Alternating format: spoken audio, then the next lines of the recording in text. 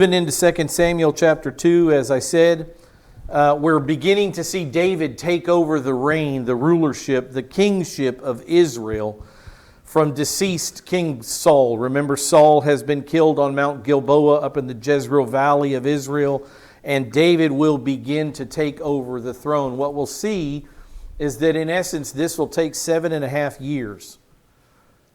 7.5 years of tribal warfare.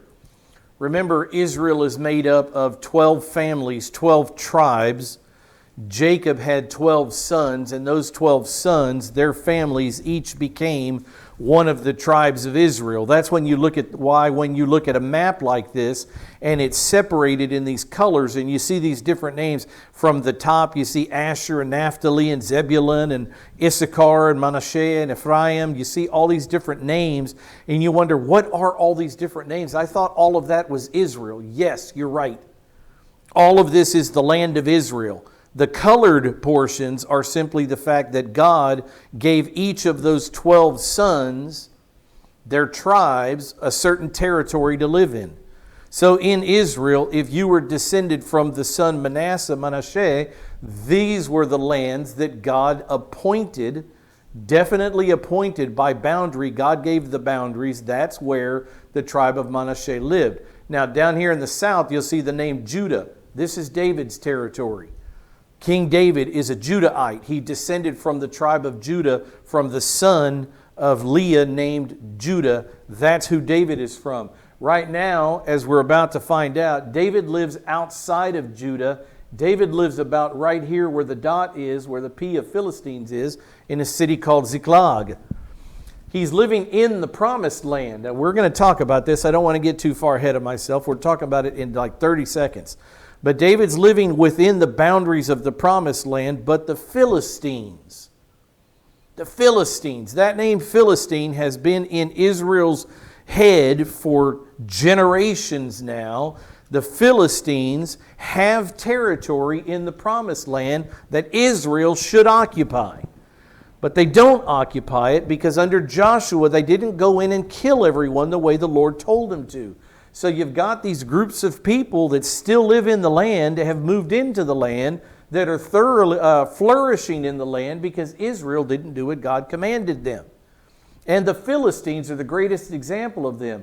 But David right now is living amongst the Philistines. He thinks it's a safer place than living amongst his father-in-law, King Saul. But now that Saul is dead, we're seeing this transition of David wondering, well, what do I do now? I know I've been anointed king, but how is God going to work all this out? I'm living outside of Canaan. I'm living in Philistine-occupied Canaan. What do I do? And that's, as we move in here, that's exactly what we're going to see. Look what it says in 2 Samuel chapter 2, verse 1. David begins to wonder. He hears Saul is dead. What next? He knows he's the king, but he doesn't know how God's going to bring that about. So who does he go to? The man after God's own heart goes directly to God. It says, then it came about afterwards, after he had found out about King Saul and Jonathan's death, and he had that Amalekite killed there. It came about afterwards that David inquired of the Lord. How would he do that? He would go through the high priest of Israel, the Urim and the Thummim, the stones in the breastplate. David is having a conversation with God through the priest. And this is the question, shall I go up to one of the cities of Judah? I just told you that David is living outside Judah. Look on the map here. I've just outlined the Philistine area, the area of the land of Canaan that Israel should occupy, but that Philistines occupy now. David is living in that area. And David has a question. When he learns of King Saul's death, he knows that he needs to move somewhere. He can't be the king from Philistine territory. So he goes to God and asks the question, shall I go back to my father's tribal land? Do I go back home? My enemy, my father-in-law, the king, is dead. I have nobody to throw spears at me anymore. Shall I go back to Judah? And God answers him, which is interesting because the last time King Saul tried to talk to God, God did not answer him. But this man, a man after God's own heart, God immediately answers. God answers David. It says, the Lord said to David, go up. Yes, David, you speak correctly. Judah is the place to go. Go back to your tribal ancestral lands. Go back into the land of Judah. Go back to Bethlehem, where you're from. So he says, go up. So David said, where shall I go? And God tells him, not Bethlehem, but Hebron, the city of Hebron, which you see right here in the middle of the map. It's right there. I know the word is tiny, but that's where it is, right in the heart of northern central Judah, the city Hebron. That's where God tells David to go back into the land to. So what we see in Israel is this Philistine land grab. That area of Philistia right there is, or that area of the promised land is Philistia right now. I want to show you this map. It's simply this map, only in a different color. You can see the two bodies of water which will always orient you in Israel. The Sea of Galilee in the north, the Dead Sea in the south. As you turn to this map, there's the Sea of Galilee in the north, Sea of Galilee in the south. This is Philistia and David's movement. But I want you to see this, that what was happening in these days is that the Philistines were trying to get more land. They started out with a little block of land. They wanted more land. They went up to the Jezreel Valley. They fought Saul, and they won more land. Whereas before, here's the old map. This is the only land they had. After the war, after Saul is killed way up here, all of a sudden you have all that new area that's now Philistine territory. They have won the war. They have taken more land from Israel. It's very interesting. The Palestinians now will tell you falsely, it's not a true statement, but the Palestinians will tell you that they have ancestry in the Philistine people. That's a lie. Can't go into that, but they are not Philistine and so descendants of the Philistines. They're not. They're Arabs. They're not island people like the Philistines were. They are descended from Abraham's son Ishmael. The Bible clearly tells the tale of where they come from. But anyway, look at the great land grab now. This is why, as we go into the King David's reign, why David is always fighting the Philistines, because they own this giant chunk of Israel. Kind of reminds me of now where the Palestinians today, not the Philistines, but the Palestinians, they operate and own Gaza. They are the heads of Gaza. Their terrorist organization, Hamas. There's this great big of land in Judea and Samaria here that's called the West Bank that the Palestinians have hold of. So it seems like 3,000 years have gone by, but nothing's really changed in Israel. Just the names have changed. But here we have David, who will eventually beat back the Philistines and take this land. So as we start going through 2 Samuel 7, you'll hear of battles, and David took back Ashkelon, and David took back Ashdod, and David took back. This is what we're talking about. The Philistines have just made a major land grab in Israel by beating Saul on Mount Gilboa. They operate and occupy all this land of Israel, and God will use David over the next 50 years to get it back. 40 years, as David will reign for 40 years. So you can see why it is, when you look at this, why David was always fighting the Philistines. Always the Philistines, the Philistines, the Philistines. Well, they own half of Israel. At this time, they occupied, they didn't own it, Israel owned it, but God had allowed the Philistines to grab about half of the promised land. And David had to get it back.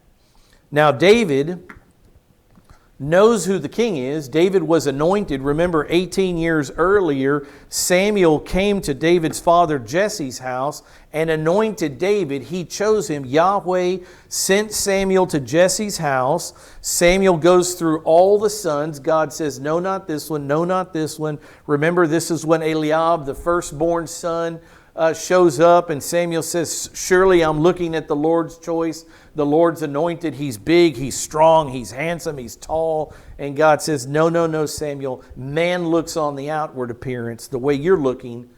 But how does he finish that statement? But God looks on the heart. This isn't the man I've chosen. And he goes through all of the sons of Jesse. God continues to say, no, no, no. Samuel says, surely there must be another son because God has not chosen one of these sons. And Samuel says, yeah, there's one, or Jesse says, there's one left, the runt, the kid, David, but he's out taking care of the sheep. And Samuel says, I won't sit down until David's in my presence. You go call the king. Imagine. Samuel took the horn of oil when David comes into the house. This young, ruddy, reddish, probably red-complected, red-haired, fair-skinned, maybe freckled. I mean, everything you think of a redhead was David. He was a ruddy man by the Scripture's account. He was a handsome man, and he was a strong man. And David walks into the room. Samuel took the horn of oil in 1 Samuel chapter 16, verse 13, and he anointed David. 12, listen to this number if you don't remember it, 12-year-old David is anointed by Samuel and by Yahweh to be the next king of Israel. He had to wait 18 years for this day to finally come when God would start to give him the territories of Israel, moving him back into Hebron. But 18 years earlier, Samuel took a horn of oil. God had selected David. Samuel pours this holy anointing oil in the midst of David's brothers, which didn't make any fans of his brothers. Remember when David went to fight Goliath, Jesse sent him to go check on his brothers who were in the battle lines there, and his brothers were upset with him. Why are you here? Probably because they were still sore about the fact that this ruddy punk, our family shepherd, is going to be the next king, and it's not me, the eldest firstborn son. There's a lot of animosity in David's family. And so in the midst of David's brothers, with his 6 brothers looking on, Samuel anoints him. God the Holy Spirit came mightily upon David from that day forward, and then Samuel left. He arose and went to Ramah, which is where Samuel was from, went back home. So David is asking the question here, the anointed king of Israel, 18 years have gone by. David's patiently been waiting, been running. He could have killed his enemy Saul at least 2 times that we read about. He could have ended this. He could have taken the kingship. He could have put his plans before God's plans. But for 18 years, David has waited, knowing I'm the king of Israel. But I'll be the king when God is ready for me to be the king, not when I think I'm ready to be the king. So many years have gone by, and finally it's time. King Saul is dead, and David has to ask the question, Lord, do I move back home to Judah? What do I do next? What's my next move? I don't know what to do. So God tells him. So David went up there, and his 2 wives also. Now let me ask the question before we get too far into this. How many wives is David the king? Remember, he's the king, special privileges. How many wives is David allowed to have by God's standard? How many? 1. For this reason a man shall leave his father and his mother and cling to his wife, and the 2 shall become one flesh. Not the 3, not the 4, not the 5. Even the man after his own heart had chinks in his armor. He had multiple wives by the end of his life. But here we see he is married to 2 women. David leaves Ziklag, the land of the Philistines, moves back toward Hebron. He takes 2 women with him that he calls wife, Ahinoam the Jezreelitess and our friend Abigail, the widow of Nabal the Carmelite. Got 2 wives. That's against the Mosaic code. That's against God's code, but yet he has 2 wives here. David brought up brought up his men who were with him. Remember, David traveled with an army of 600 men, probably larger by now. Each of them came back into Hebron with their household, and they lived in the cities of Hebron. Anybody remember, Caleb, this is a question for you. Anybody remember that great spy, one of the two, who was given the land of Hebron? Hebron is a very special place in Israel, by the way. I don't know if you know the connection. There were a couple things that happened in Hebron. One of them was that this was a city of the manslayer. This was a city of refuge. If someone accidentally killed a man, Hebron was one of the cities that manslayer, that person guilty of manslaughter, Hebron was one of the cities God appointed that they could go to and be safe there. That was Hebron. This is the city of the manslayer. It was also the city in which Abraham is buried, and Isaac is buried, and Jacob is buried, and their wives are all buried in a cave called Machpelah. They're all buried in the city of Hebron. This is the city of the fathers. This is the land that God gave to Caleb after they went into the land of Canaan finally. After that 40 years in the wilderness, God offered this land, Hebron, to Caleb. Caleb was 85 years old when he came to Joshua, his friend.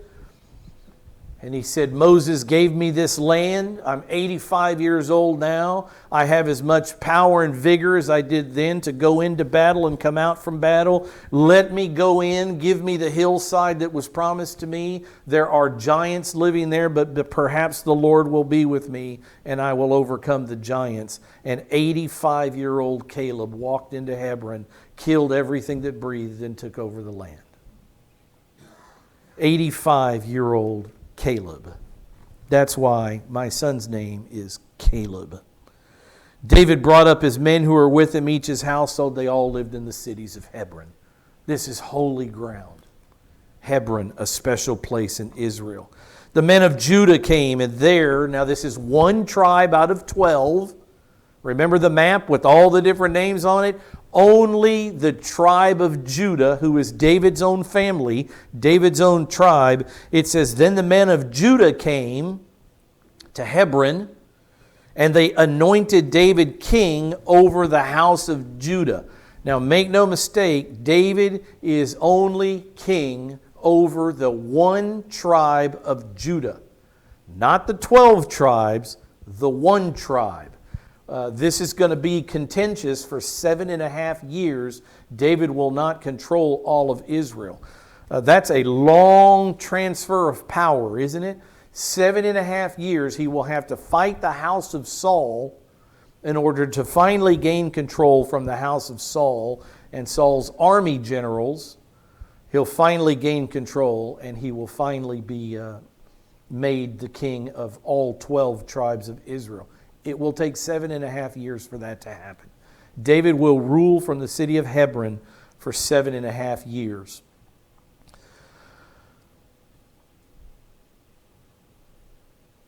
Another question that just pops into mind here is, remember that David has been hiding from his father-in-law Saul for a year and 4 months in Philistine territory in a city called Ziklag, right? So David has the Philistines snowed into thinking, I'm your friend. I've walked away from the house of Saul. I am now a supporter of Philistines, no longer a supporter of Israel. But all of a sudden, David leaves the Philistine city, goes to Hebron, and is anointed the king of Israel by the people of Judah. What do you think that did to his relationship with his Philistine buddies? Now, it cut that off, and I mean right quick. All of a sudden in Philistia, where once the king of the city where David was ruler, Ziklag, where once the king thought David was an ally, now David has immediately become enemy number one. Remember that when we read, the Philistines are always coming against David. They now hate David. A few weeks before, he was moving with them to the battle in Jezreel, and now that relationship has been broken, severed completely. look what happens after this in verse 4. They told David. So the men who had come to make him king, the brothers from Judah, they told David, they said it was the men of Yabesh Gilead who buried Saul.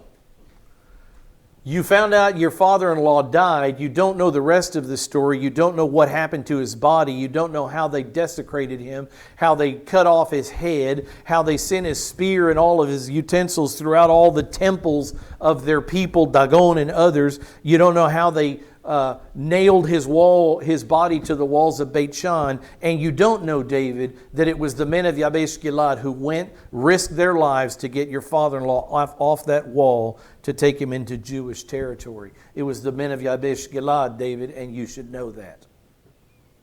And so now David knows it. They just told him. And David sent messengers to the men of Yabesh Gilead, and he said to them,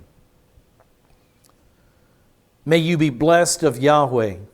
He's asking a special blessing from God on these people of Yabesh Gilead who had compassion enough to properly care for the body of his father-in-law, King Saul. So he asked a special blessing from God on this city. He said, "May you be blessed of the Lord because you have shown this kindness to Saul your Lord and have buried him." You didn't leave his body to rot for the vultures and the animals of prey to come pick at him while he hung on the walls of Beit Shan. You went and got him. Thank you for that. May God bless you for that. You buried him. Yabesh Gilead is on the east side of the Jordan River. Remember, there's the Sea of Galilee right there, the northern sea. This river right here is the River Jordan. Beit Shan is where they had put him. Here's Mount Gilboa right here where the battle took place, where Saul died. They took him to Beit Shan. They nailed his body without a head on it. They nailed it to the wall there. The family of Yabesh Gilead finds out about this. And remember, Saul, I've told the story several times, can't tell the whole story, but Saul's mother was a woman from Yabesh Gilead. And so the men of Yabesh Gilead find out our family member Saul, the king, has been desecrated and dishonored and killed and beheaded. We've got to risk our lives and go through this enemy-held territory and get our man. No man left behind, right? That's why the United States military does the same thing. They'll risk life to go get dead bodies because an American soldier doesn't lie decrepit on enemy soil. No man left behind. If I have to die to go get him, and 3 more have to die to try to go get us, and 10 more have to die to try to go get the whole group, we're going to go in until we get them because we don't leave men behind. Where do you think we learn things like that?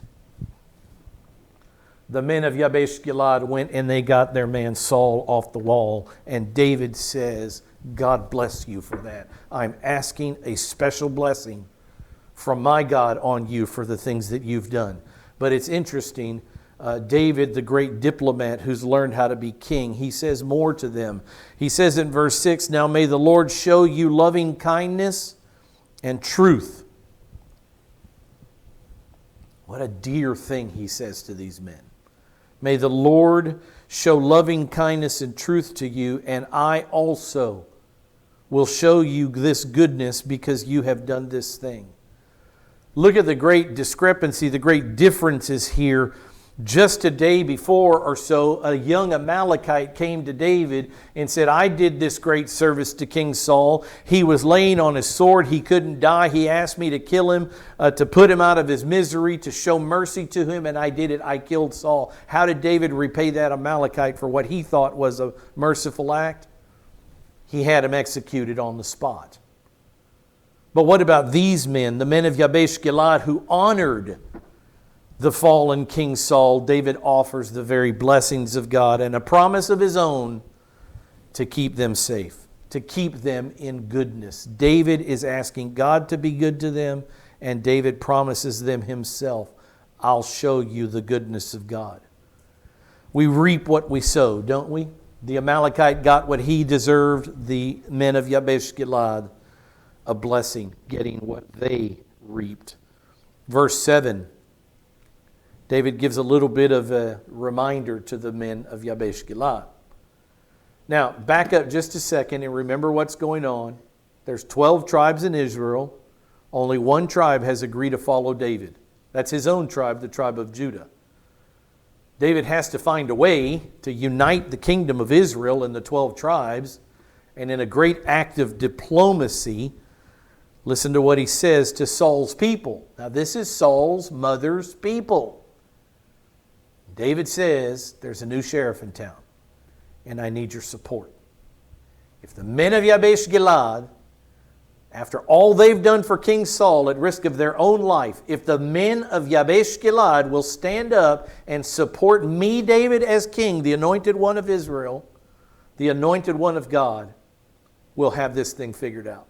We will anoint the 12 kingdoms. Brilliant move on David's part. He says, now may the Lord show loving kindness to you because you've done these things. In verse 7, he says, now therefore, let your hands be strong and be valiant, for Saul your Lord is dead, as you know, and the house of Judah has anointed me king over them. Might you do the same, men of Yabesh Gilad, and put your authority, your love for the rulership of Israel, might you give that to me the way the men of Judah have given it to me. A shrewd reminder from David here as he congratulates them and blesses them for the wonderful things they've done. He also makes sure that they understand, I am the new anointed king in Israel, and I could sure use your support. But he apparently doesn't get it.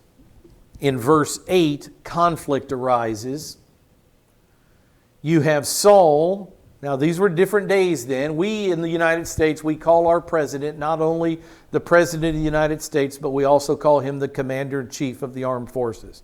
Donald Trump, or whatever elected president we have at the moment, is the top brass in the United States military. But he does not lead men in and out of war. I mean, physically show up in a Bradley tank leading a battalion into battle. Our presidents don't do that. The kings used to do that. So Saul used to lead his men into battle. That's why he was there. That's why his son Jonathan was there. The kings and their families fought alongside the men, led their men in battle. But there's another man that was the commander of Saul's armies, and he's introduced right here. His name is Avner. Av means father. Abba, the Hebrew word for Av or Abba. So Avner means he is his father is Ner, which you get in the very next verse. It says, but Avner, the son of Ner, which is exactly what Avner means. My father is Ner. He had different plans. Where the men of Judah had decided David has been anointed king, David the great conqueror of Goliath, David the son-in-law of the king, he's the anointed king. We will elevate him and exalt him and enthrone him as our king. Avner, who knows Saul and fought as Saul's right-hand man beside him in battle for 40 years, at least a portion of those 40 years, Abner says, I want Saul's family to continue being the king. Not a man from Judah, but a man of Benjamin. Saul was a Benjamite. Saul's sons should rightfully take the throne. And so we have this conflict of who's going to be the next king of Israel. That's what's going on here. And this conflict won't be settled for 7.5 years. So Avner, it says, the son of Ner, the commander of Saul's army, still obviously loyal to his king, King Saul, he had taken a man called Ishbosheth. Ishbosheth, I think is how you pronounce it. He had taken Ishbosheth, the son of Saul, and brought him over to Mahanaim. Now Mahanaim is down here somewhere on the east side of the Jordan River. And that's where this is taking place. Abner doesn't want to follow David as the king. Abner wants to follow a son of Saul. Abner wants a son of Saul to be the king of Israel now, not David. And this becomes war. So he takes Saul's youngest son, we'll talk about him in just a second. Abner, the commander of Saul's army, takes Saul's youngest son, Ishbosheth, and he makes him king. It says he made him king in verse 9. He, Avner, the army general, made Ishbosheth the king over Gilad, over the Asherites, over Jezreel, over Ephraim, and over Benjamin, even over all of Israel. So we have a split here. We have David, who's the king of one of the tribes of Israel, Judah, and we have this young man, Ishbosheth, who is the king over the other 11 tribes of Israel. We have a divided kingdom. It's interesting because when you read the scriptures, we often don't think the kingdom divides until after Solomon sins and Jeroboam and Rehoboam. If you don't know the names, don't worry. But Solomon gets into horrible sin, and God says, because of the man you are, because you've walked away from me, I'm going to tear the kingdom from you. I'm only going to leave Judah in the south, and we know Benjamin stayed also, but the rest of the tribes are going to be given to another king. We have that united, that torn kingdom right here under David for 7.5 years. Interesting that it's just not publicized well. This story is not well told in the history of Israel. I don't know why. I don't know why it's overlooked, but it is overlooked. Ishbosheth, interesting name. If you look in the names of Saul's kids, you'll find a man called Eshbaal. So here are my thoughts. Ishbosheth, his original name was Eshbaal, which means the fire of Baal. Now, is Baal, who's he? He's a Canaanite god. He's a Canaanite god. He's not Yahweh. He's not the one true God. So here we have Saul's fourth child named by his father the fire of Baal. Tell me where Saul's mind was by the time he had this fourth son, probably 20 years earlier. He gives credit to Baal for having given him this son. But we don't read that name, or we read that name in Chronicles, in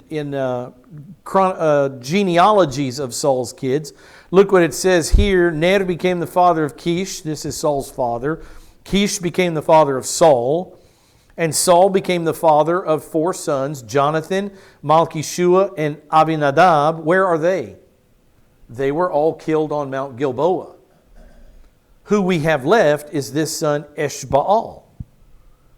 But we don't see him when Avner lifts up this son of Saul to be the king. He doesn't call him Eshbaal. His name has been changed. So Ishbosheth, his name was Eshbaal. His name was likely changed. Do you think it would be good to change your name from Baal, whatever Baal, if you're going to be the king of Yahweh's chosen people, Israel? Probably a good idea to get a new name. He gets a new name. So his name was likely changed to avoid the pagan ungodly overtones of the name Fire of Baal. Wow. Only in Israel. Ishbosheth means, it's not much of a better name. Ishbosheth means the man of shame. Interesting. At least interesting. Verse 10, Ishbosheth, Saul's son, was 40 years old when he became king over Israel. How many tribes did he rule over? 11. David only ruled over one tribe, Judah. He was 40 years old when he became king over Israel. He was king for 2 years. Now that brings up a question we'll talk about in just a second. The house of Judah, however, followed David. So there you have it plainly. David's got one of the 11 tribes. Ishbosheth has the other 11. One of the 12 tribes, Ishbosheth has the other 11.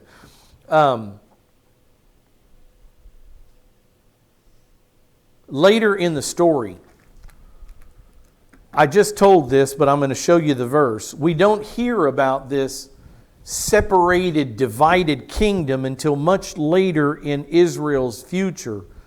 But it's happening right here in David's early reign. In 1 Kings chapter 12, we see the territory split. 12 tribes would become 10 in the north and 2 in the south. This is where it's decreed. It came about when all Israel heard that Jeroboam had returned, that they sent and called him to the assembly and made him king over Israel. It's exactly what we just read. Ishbosheth was 40 years old when he became what? King over Israel.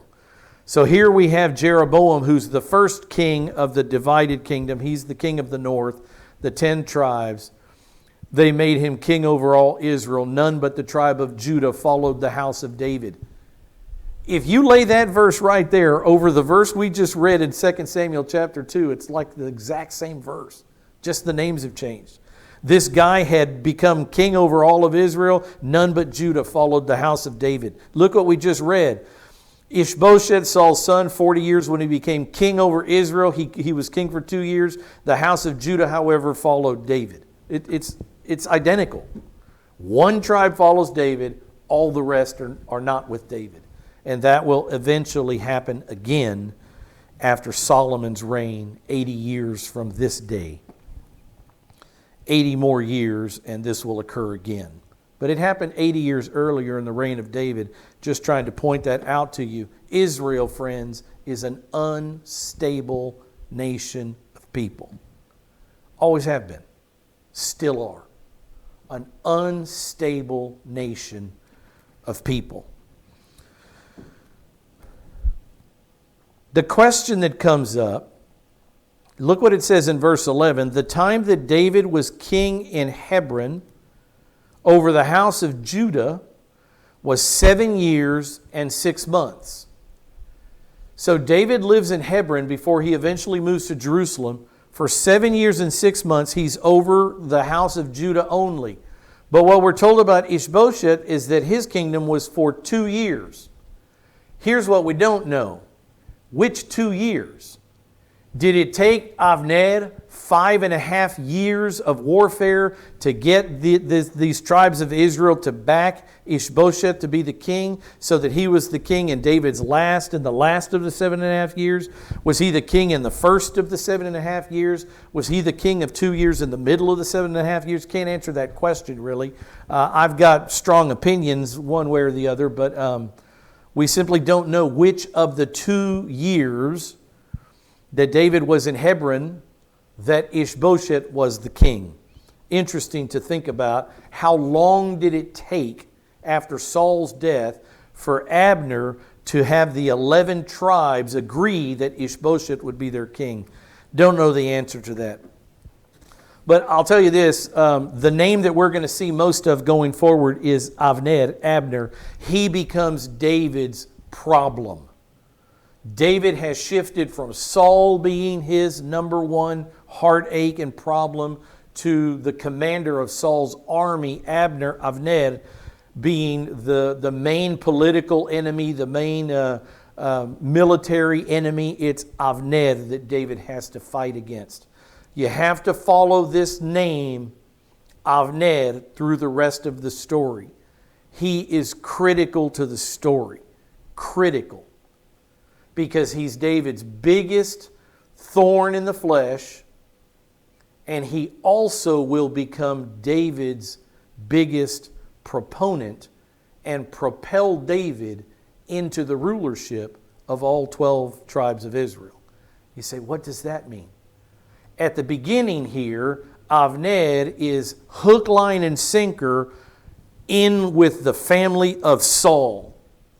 But something is going to happen in a couple of chapters where Avner is accused of something. He gets so fiery mad at Ishbosheth, the man that he has been backing, that Abner says, I will make David king of all of Israel because of what you've just accused me of. Just like that. The loyalty and commitment that this commander of Saul's army has for Saul's sons, just like that, in one fell swoop, with one accusation, Avner will shift his allegiance from Ishbosheth and promise that man, David will take over your throne. I'm not with you anymore. I'm going to go to David. So before you flush Avner as just a horrible guy, he's a very strong and selfish man. There's no question. He looks out for his own interests. There's no question. More so than the interests of others.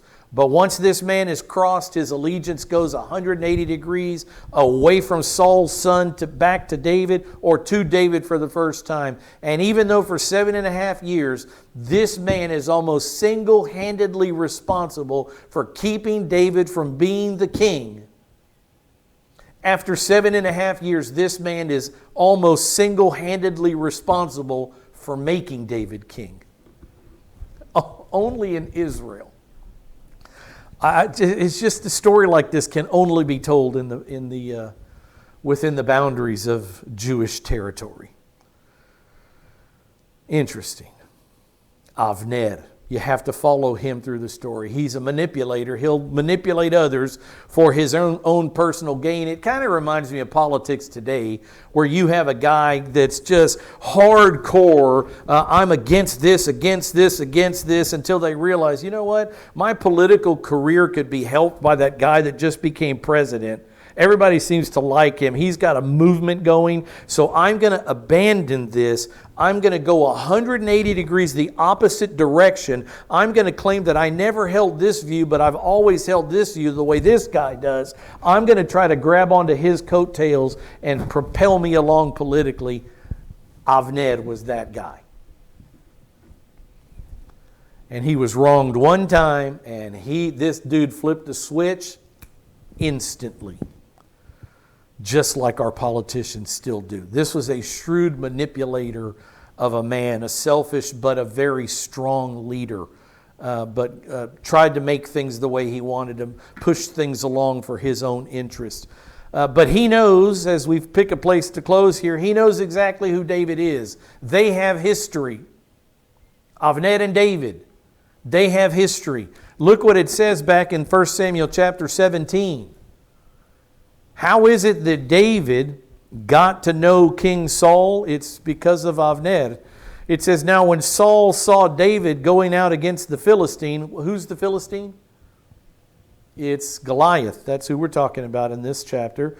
When Saul saw David go out and fight the Philistine, he says to Avner, the commander of his army, Avner, whose son is this young man? Does Saul already know who David is? Yes, he does, because David had been playing the harp for him for some time now. What Saul doesn't know, he's just a peon playing the harp. But when he goes out to fight Goliath, all of a sudden he wants to know more about who is he? Where is he from? What's his pedigree? Who's his family? What's his background? From what tribe is he? And so he asked the commander of his army, who is this guy? Whose son is he? And Avner says, by your life, O king, I don't know who he is. But we read by the time that David kills Goliath that Avner is the one responsible for bringing him back to Saul. It says, so when Saul returned, this is only 2 verses later, so when David returned from killing Goliath the Philistine, Avner, the man who is now David's sworn enemy, by the time we get to 2 Samuel, it was this same man, Avner, who took David, brought him before Saul, presented David before Saul, with the Philistine's head in his hand. Avner knows who David is. David knows who Avner is. They have history together. Avner was there when David killed the Philistines. He knows what David is capable of. He just doesn't want to leave Saul's family. Saul was the king. Saul's son should be king. Simple as that. Not David. David's a great military man. He's got things going for him. Which raises another question. How many people knew that David had been anointed king 18 years earlier? How many people knew? Well, I don't know what the exact answer to that question is, but it's a handful at best. His father knew, his mother knew, his brothers knew. Why else would you say that to anyone? I don't even know that the priests knew at this time. That Samuel, well, probably the priesthood did because Samuel may have told them. But this is a pretty tightly held fact that David has already been anointed king of Israel. Abner certainly doesn't know it. So for Abner to want Saul's family to continue on the throne is not unusual. That's the way the kings, the royalty, the family dynasties worked then. Not unusual. But I just wanted you to see that Avner was responsible for bringing David and Goliath, with Goliath's head, in to see Saul.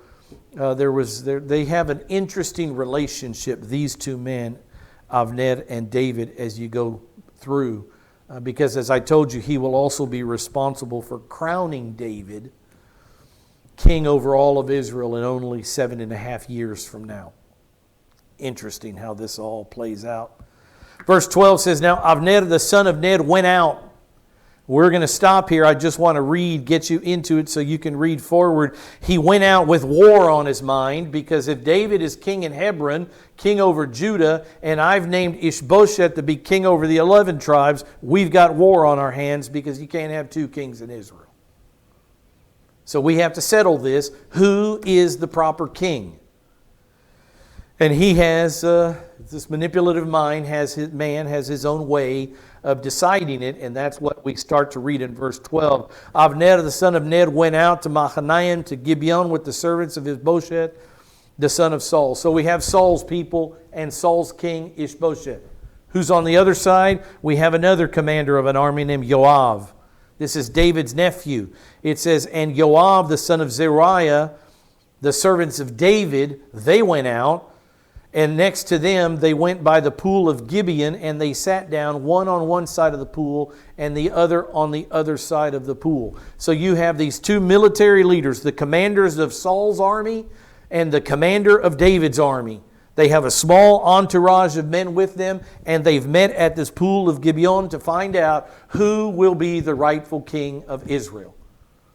And what Avner suggests is kind of a battle like the battle between David and Goliath. You know what he suggests? You pick 12 men for Israel, for David. I'll pick 12 men for Ishbosheth, and we'll let them go into hand-to-hand combat, and whoever wins takes all.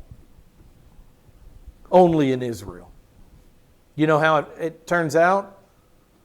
Each of those men, as they enter into hand-to-hand combat, grabs each other by the hair and runs a sword through the other men. By the end of the story, we have all 12 men dead. It's a draw. It's a tie. Nothing is settled. And so what happens after you have 24 killed dead men, 12 from David, 12 from Ishbosheth? Well, we couldn't settle this with 12 men on each side, so now we'll take the armies of Israel against the armies of Judah, and we'll settle this with warfare. Can you imagine that? They have just been in warfare against the Philistines. They've just lost a good portion of the Israeli army fighting the Philistines, Gentile, pagan unbelievers, and now the men of Israel, instead of recognizing peace and the visitation of God here, instead of recognizing that God wants to give Israel this one king, David, a man that he selected after his own heart, instead of that, what you have in Israel is we don't want him. David is in a lot of ways a type of the rejection of Jesus Christ. We won't have him to be our king. We'll go to battle to kill him. It's exactly what you see in Israel. Civil war for 7.5 years instead of simply recognizing Samuel has anointed this man king. God makes the rules, not men. Here we have another situation of does majority rule or not? No, they don't. God rules. And God has chosen the ruddy shepherd King David, and all Israel should fall in behind him. But only in Israel, it takes 7.5 years of war, brother against brother. It takes desecration and much bloodshed to finally get David, the rightful king, on the throne in Israel. Israel is an unstable nation of people. They always have been. They always will be, until God himself takes out their heart, their heart of stone, and puts in them a heart of flesh. Until God himself writes on their hearts the law of Moses, so that they will finally commit and obey God. They will always be an unstable nation of people. One story after another. So we're going to get into 7.5 years of battle next time we get together. Let's close in prayer.